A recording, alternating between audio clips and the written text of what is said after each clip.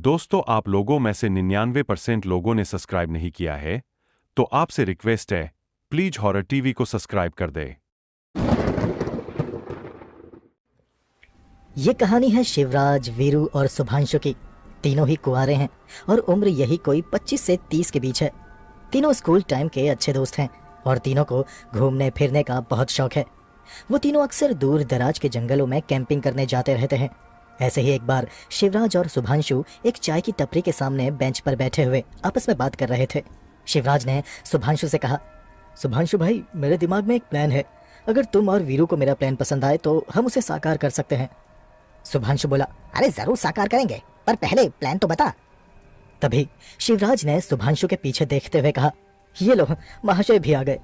शुभांशु ने पीछे पलट कर देखा और बोला, ओए वीरेन, UK04 व्लॉगर, कैमरा नीचे कर ले भाई, कहीं गटर में ना गिर जाना। वीरू इस टोली का तीसरा सदस्य था। वीरू ने एक नया व्लॉगिंग चैनल स्टार्ट किया हुआ था, इसलिए वो जहां जाता अपने साथ अपना व्लॉगिंग कैमरा साथ लेकर चलता था और हर वक्त कैमरे में कुछ ना कुछ रिकॉर्ड करता रहता था। वीरू आकर इन दोनों के साथ बेंच पर बैठ गया। शिवराज ने एक और चाय मंगाई।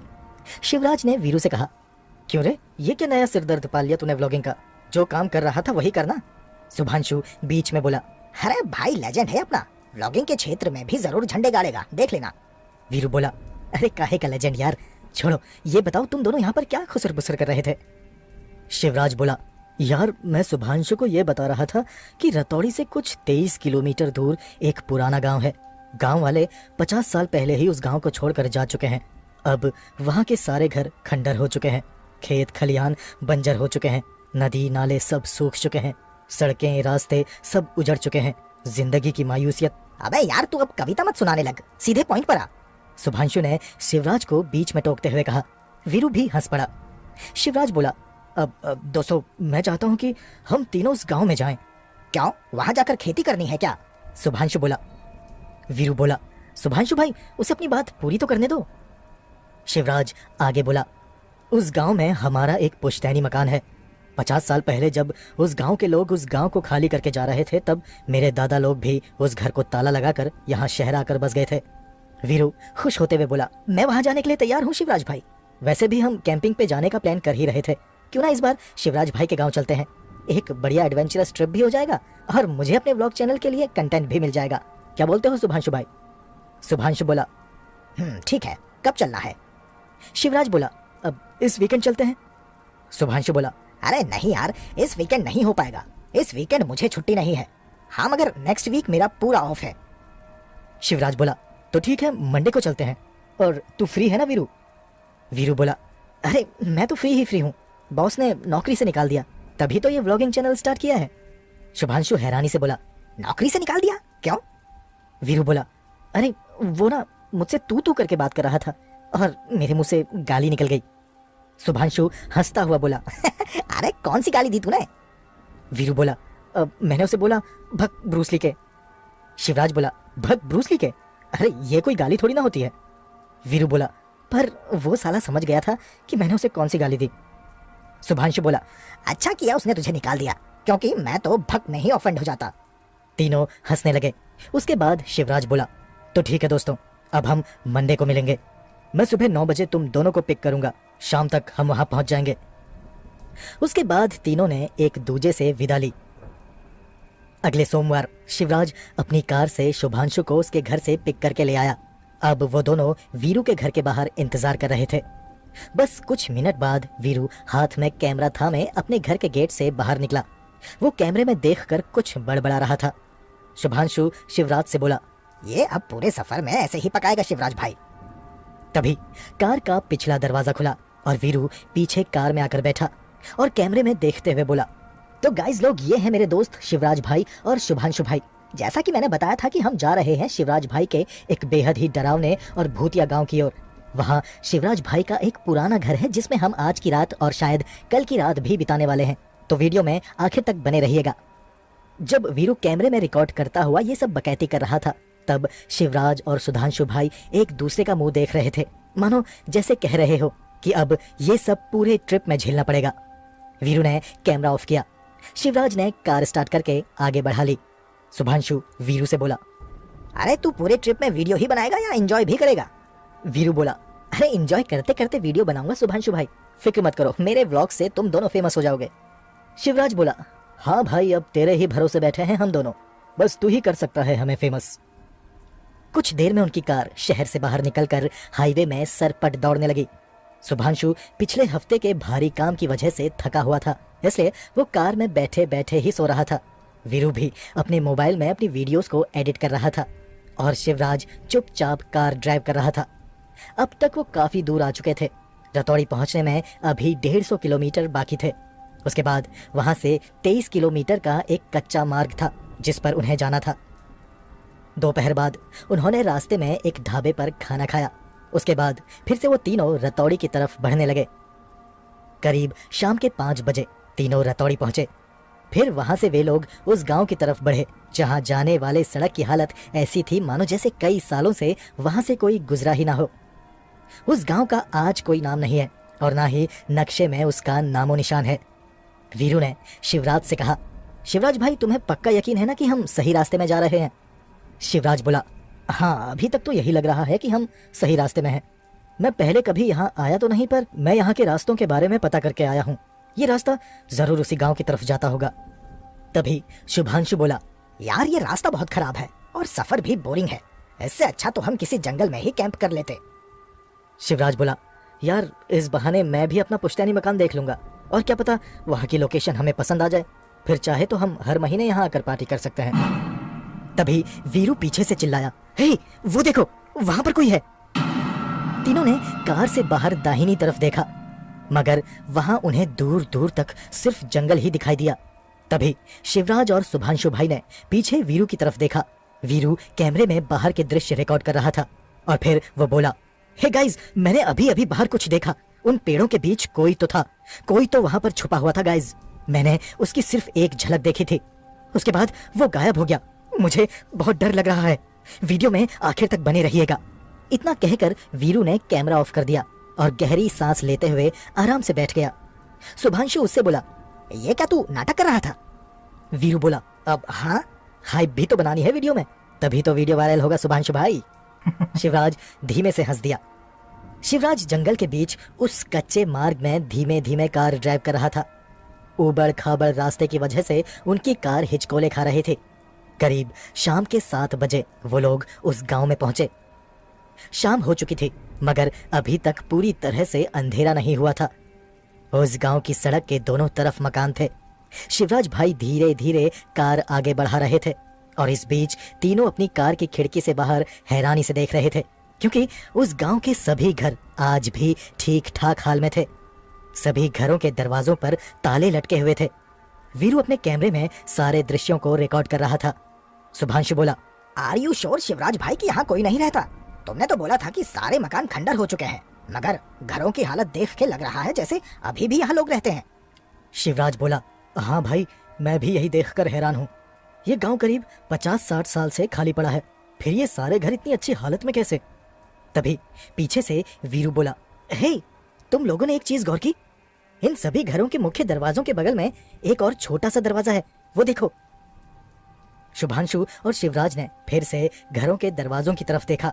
हाँ, वहां मुख्य दरवाजे के बगल में एक और छोटा सा दरवाजा था और वो छोटा दरवाजा हर घर के मुख्य दरवाजों के बगल में था। उन तीनों को समझ में नहीं आया कि आखिर ये छोटा दरवाजा किस काम आता था। कुछ देर में वे सारे घर पीछे छूट गए और एक बड़ा सा बंजर खेत आया जिसके बीच में से एक कच्चा मार्ग गुजरता था। उस बंजर खेत के बाद उन्हें दूर एक इमारत दिखाई दी, एक बड़ी सी विशाल हवेली। उनकी कार उस बंजर खेत के बीच धीरे धीरे उस हवेली की तरफ बढ़ती गई। वीरू ने अपना कैमरा उस हवेली की तरफ घुमाया और धीमे से कैमरे में बोलने लगा, तो guys we are heading towards the haunted house. हम उस भूतिया घर की तरफ बढ़ रहे हैं जिसके अंदर हम आज की रात बिताने वाले हैं। मैं आपको इस भयानक रात की एक एक अपडेट देता रहूंगा, वीडियो में आखिर तक बने रहिएगा। कुछ देर बाद उनकी कार उस हवेली के एकदम सामने जाकर रुकी। अब तक पूरी तरह से अंधेरा हो चुका था मगर कार की हेडलाइट में वो हवेली पूरी तरह से चमक रही थी। तीनों कार से नीचे उतरे। वीरू अपना कैमरा थामे बाहर निकला। इस बार वो शूट नहीं कर रहा था। शुभांशु ने उससे पूछा भी कि वो व्लॉग क्यों नहीं बना रहा। तब वीरू ने बताया कि उसके कैमरे की बैटरी डेड हो चुकी है। फिर तीनों उस हवेली के मुख्य दरवाजे के पास गए।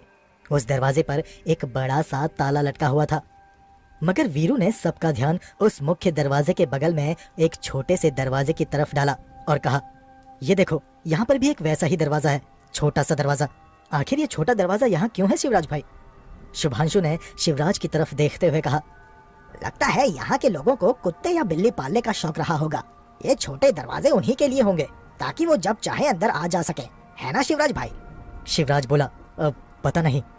फिर शिवराज ने उस छोटे से दरवाजे को अपने पैर से धकेला तो वो दरवाजा खुल गया। शिवराज बाकी दोनों की तरफ देखते हुए बोला, ताला तोड़ने से अच्छा है क्यों ना हम यहीं से अंदर घुस जाएं। शुभांशु बोला, अरे क्या बात कर रहा है यार, कपड़े गंदे हो जाएंगे, सीधे ताला तोड़ देते हैं। कब तक इस छोटे से दरवाजे से अंदर बाहर करते रहेंगे? वीरू बोला, अबे तुम लोग बहस करते रहो, मैं तो चला अंदर। ऐसा कहकर वीरू छोटे बच्चे की तरह घुटनों के बल रेंगता हुआ उस छोटे से दरवाजे से अंदर घुस गया। जैसे ही वो अंदर घुसा, अंदर से उसकी एक जोरदार चीख सुनाई दी और फिर सब एकदम शांत हो गया। बाहर खड़े शिवराज और शुभांशु ने वीरू को आवाज दी, मगर अंदर से कोई जवाब नहीं आया। शुभांशु बोला, चल अंदर चलकर देखते हैं। शिवराज बोला, शुभांशु भाई एक सेकंड, वो क्या है? वहां देखो अपने पीछे। शुभांशु ने घबराते हुए पीछे पलट कर देखा। उस हवेली के किनारे पेड़ों की झुरमुट में एक आदमी खड़ा था। फिर जब उस आदमी को लगा कि इन दोनों ने उसे देख लिया है तो वो अजीब ढंग से दौड़ता हुआ वहां से भाग खड़ा हुआ। आसमान में चांद की रोशनी में ये दोनों उसे भागता हुआ साफ देख पा रहे थे। उसका चेहरा तो नहीं दिख रहा था, मगर वो अजीब था और भयानक भी। उसकी पीठ में एक बड़ा सा कुबड़ था। शुभांशु शिवराज से बोला, अब पता नहीं, कोई आसपास रहने वाला होगा। चल अंदर चलकर वीरू का पता लगाते हैं, पता नहीं उसे क्या हुआ होगा। उसके बाद शिवराज और शुभांशु भी घुटनों के बल चलते हुए उस छोटे से दरवाजे के अंदर घुस गए। अंदर घुप अंधेरा था। शिवराज ने मोबाइल की फ्लैशलाइट ऑन की और जैसे ही रोशनी हुई, कोई चीज उनकी तरफ दौड़ते हुए आई। ये देखकर दोनों चौंक कर जमीन में गिर गए और उस हॉल में एक हंसी गूंज उठी। अबे शक्ल देखो तुम दोनों अपनी, डर के मारे कैसे कांप रहे हो। वो आवाज वीरू की थी। शुभांशु बोला, अबे तू पागल है क्या वीरू? मुझे हार्ट अटैक आते आते रह गया, साले दोबारा ऐसा मत करना। शिवराज खड़ा उठा और वीरू से बोला, तुझे मजाक सूझ रहा है? तेरी चीख सुनकर पता है हम कितना परेशान हो गए थे। शिवराज की यह बात सुनकर वीरू के चेहरे की मुस्कान गायब हो गई और वो बोला, क्या क्या कहा? मैं तो नहीं चीखा था। शुभांशु बोला, क्या जब तू अंदर घुसा था तब घुसते ही तू चीखा नहीं था? नहीं, मैं तो तुम लोगों के अंदर आने का इंतजार कर रहा था। फिर जब तुम दोनों अंदर नहीं आए तो मैंने सोचा कि क्यों ना तुमको डराया जाए, पर मैं चीखा नहीं था और ना ही मैंने किसी और की भी कोई चीख सुनी थी। शिवराज और शुभांशु एक साथ बोले, पर हम दोनों ने तो तेरी चीख साफ साफ सुनी थी और वो चीख इसी घर के अंदर से आई थी। सच बता, तू अभी भी ये सब हमें डराने के लिए तो नहीं बोल रहा? वीरू बोला, नहीं शुभांशु भाई, मैं सच कह रहा हूँ, मैं नहीं चीखा था। कुछ देर खामोश रहने के बाद शिवराज बोला, अच्छा छोड़ो, शायद वो चीख उसी आदमी की होगी जिसे हमने घर के बाहर पेड़ों के पास भागता हुआ देखा था। वीरू बोला, यार अब तो मुझे भी डर लगने लगा है, कहीं तुम दोनों ही तो झूठ नहीं बोल रहे मुझसे बदला लेने के लिए। शिवराज बोला, नहीं यार, हमें बाहर पेड़ों के पास एक आदमी दिखाई दिया था, थोड़ा अजीब सा डरावना सा था, उसकी पीठ में एक बड़ा सा कुबड़ था। शुभांशु बोला, हाँ लेकिन छोड़ो उसको, अब ये बताओ कि यहाँ स्विच बोर्ड कहाँ है? हम कब तक ये मोबाइल का टॉर्च जलाए रखेंगे? शिवराज बोला, मुझे बताया था कि इस घर के बेसमेंट में एक जनरेटर है, वहां जाके चेक करना पड़ेगा। मैं वीरू को लेकर जाता हूँ, शुभांशु भाई तुम यहीं रुको। शुभांशु बोला, पागल है क्या? मैं अकेले यहाँ नहीं रुकने वाला, मैं भी आ रहा हूँ। वीरू बोला, हाँ हाँ जल्दी करो यार, मुझे भी अपने कैमरे की बैटरीज को चार्ज करना है। उसके बाद तीनों ने बेसमेंट ढूंढा। एक लंबी लकड़ी की सीढ़ी नीचे तहखाने में जाती थी। बेसमेंट में घुप अंधेरा था, मगर मोबाइल की टॉर्च की रोशनी में नीचे साफ साफ नजर आने लगा। तीनों उस लकड़ी की सीढ़ी से नीचे उतरने लगे। शुभांशु ने मोबाइल की फ्लैशलाइट एक तरफ घुमाते हुए कहा, वो देखो शायद वो है जनरेटर। उसके बाद तीनों उस जनरेटर के पास गए। वीरू बोला, अबे ये कैसा जनरेटर है, इसे चालू कैसे करोगे शिवराज भाई? शिवराज बोला, रुको मैं देखता हूँ। शिवराज ने उस जनरेटर के साथ कुछ तो किया कि वो जनरेटर गड़गड़ाता हुआ चालू हो गया और फिर उस बेसमेंट में लटका हुआ एक छोटा सा बल्ब जल उठा, मगर अगले ही पल वो जनरेटर हिचकियां खाता हुआ बंद हो गया। अरे यार, अब क्या हुआ इसे? शिवराज ने उस जनरेटर के फ्यूल टैंक में हाथ मारा और बोला, लगता है डीजल नहीं है इसमें, मेरी कार से डीजल लाना होगा। पर हम में से कौन बाहर जाकर डीजल लेकर आएगा? शुभांशु बोला, ऑफ कोर्स मैं तो नहीं जाऊंगा, तीनों चलते हैं। उसके बाद तीनों फिर से उस छोटे से दरवाजे से रेंगते हुए उस हवेली से बाहर निकले। शिवराज के हाथ में एक पुराना सा गंदा सा तेल का खाली कनस्तर था। तीनों अपनी कार के पास आए। शिवराज फ्यूल टैंक से डीजल निकालने लगा। शुभांशु उसको फ्लैश लाइट से रोशनी दिखा रहा था और वीरू बस इधर उधर नजर रखे हुए था। करीब आधा कनस्तर डीजल निकाल के शिवराज बोला, चलो हो गया, फिलहाल इतने से काम हो जाएगा। उसके बाद तीनों वापस हवेली के अंदर जाने के लिए मुड़े ही थे कि तभी उन्हें पास ही के जंगल से किसी के रोने की आवाज आने लगी। दर्द और अफसोस से भरी वो रोने की आवाज किसी आदमी की थी। वीरू कांपती सी आवाज में बोला, ये रोने की आवाज तुम दोनों को भी सुनाई दे रही है ना? शिवराज बोला, हाँ लगता है ये वही आदमी है जिसे हमने देखा था। शुभांशु बोला, अरे जल्दी अंदर चलो, वो कोई पागल होगा, चलो अंदर। उसके बाद तीनों मुख्य दरवाजे के बगल में बने छोटे से दरवाजे से रेंगते हुए अंदर घुसे। अंदर घुसकर शुभांशु ने वो छोटा सा दरवाजा बंद कर दिया और बोला, अरे ये कैसी भूतिया ट्रिप प्लान की तूने शिवराज? शिवराज बोला, अरे शुभांशु तू बेकार में डर रहा है, वो भी हमारी तरह कोई इंसान ही है, बस फर्क यह है कि वो शायद पागल है या फिर बीमार। शुभांशु बोला, तूने तो बोला था शिवराज कि यहाँ कोई नहीं रहता। शिवराज बोला, हाँ कोई नहीं रहता, पर जैसे हम यहाँ आए हैं वैसे और भी लोग यहाँ आते जाते रहते होंगे।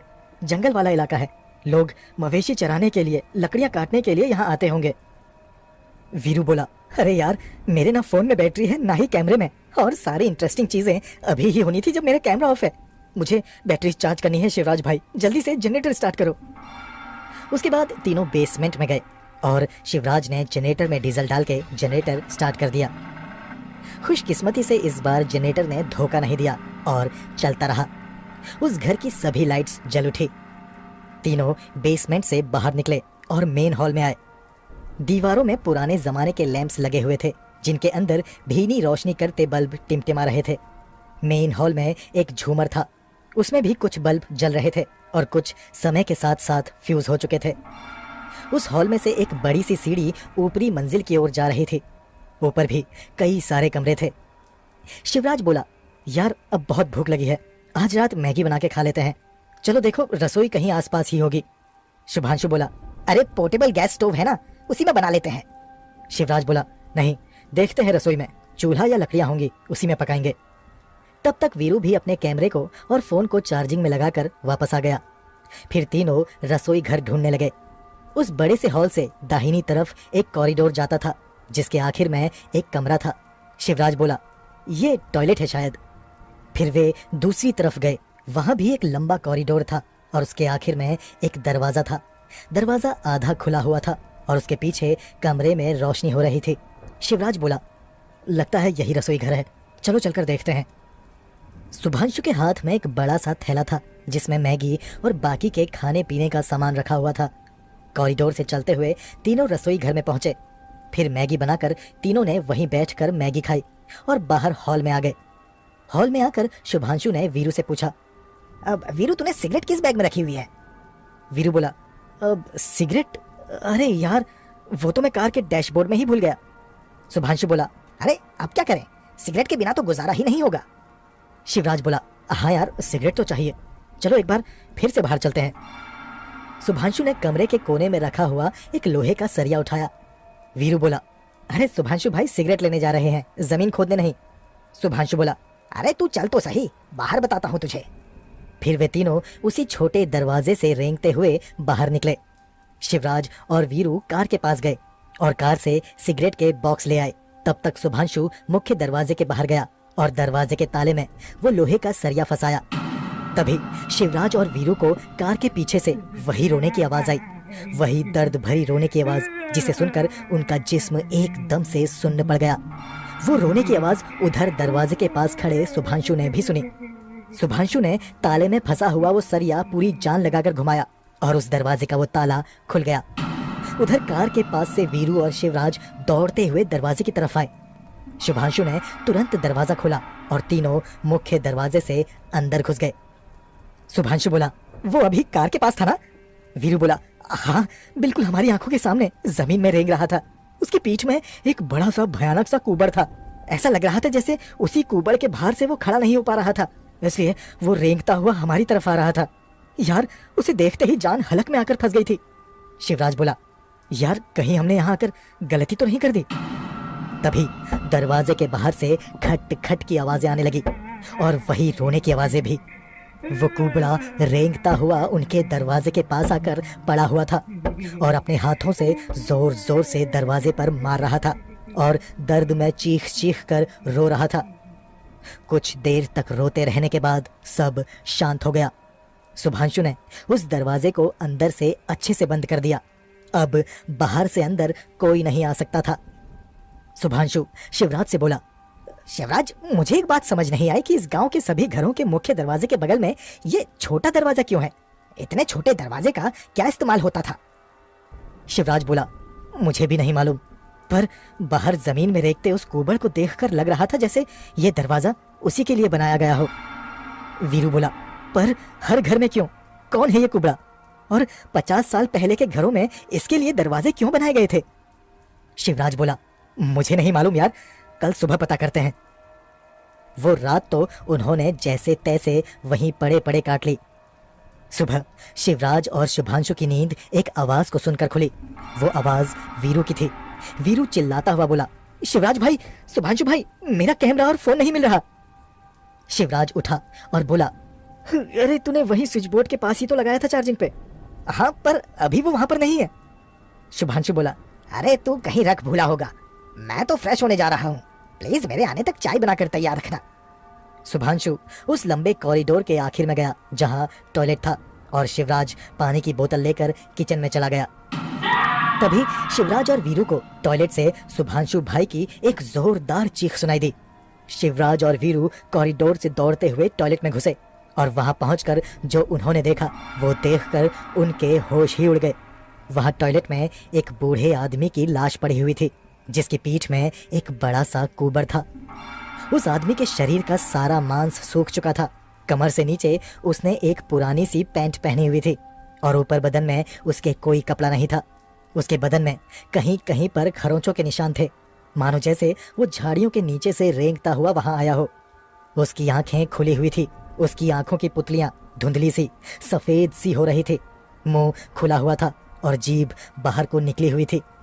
शुभांशु बोला, ये साला अंदर कैसे आया?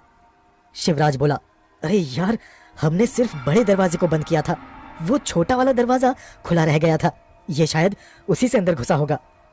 शुभांशु बोला, अब क्या, इसका करना क्या है? तभी रसोई घर से कुछ ब्लास्ट होने की आवाज आई। तीनों रसोई घर की तरफ दौड़े।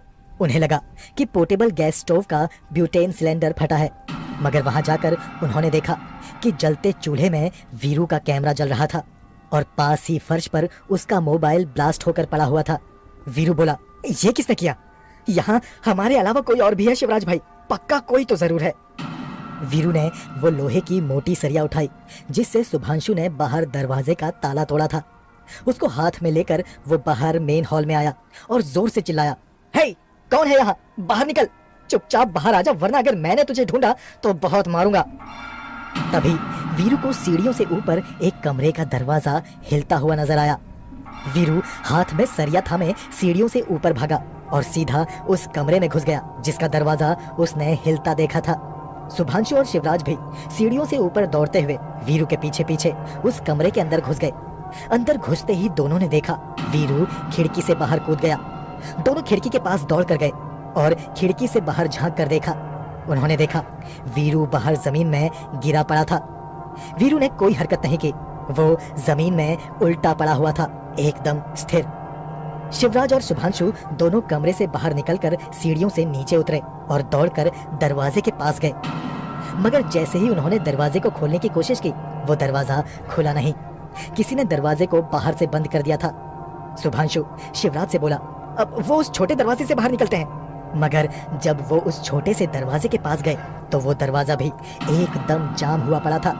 अब वो दोनों अंदर कैद थे और वीरू बाहर न जाने किस हालत में था। शिवराज और शुभांशु को समझ नहीं आ रहा था कि आखिर वीरू किस चीज के पीछे सीढ़ियों से ऊपर कमरे में भागा और फिर वो खिड़की से नीचे क्यों कूद गया। आखिर इस सब के पीछे क्या राज है? आखिर वो छोटा दरवाजा किसके लिए था? वो कुबड़ा कौन था जो उस घर के टॉयलेट में मरा पड़ा था? वीरू किसके पीछे भागते भागते खिड़की से नीचे कूद गया? और फिर आखिर में उन तीनों के साथ क्या हुआ, ये जानने के लिए इस कहानी के दूसरे भाग का इंतजार करें जो जल्द ही आएगा।